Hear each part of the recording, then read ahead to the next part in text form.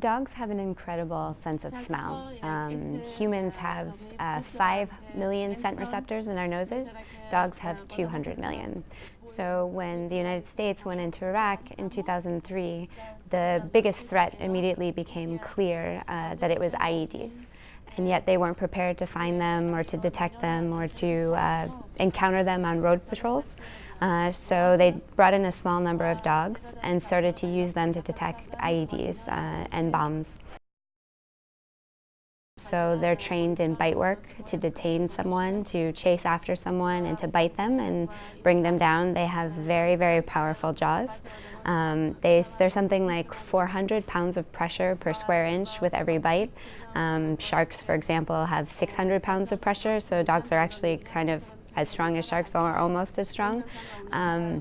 And so it became clear that they were effective or that they were becoming a problem for the Taliban when a bounty was put on their heads. So they were offering about $20,000 to take down a war dog. If they're injured, they'll retire early. If they prove that maybe they're not as brave as we want them to be in a war setting, if they are too nervous around explosions or gunfire. But dogs who prove to be good working dogs will last about 10 years. There was sort of a dislike or a misunderstanding or even a fear of dogs. But they were also very respectful or tried not to bring them out into public places where they would encounter with civilians that might not want to be near them.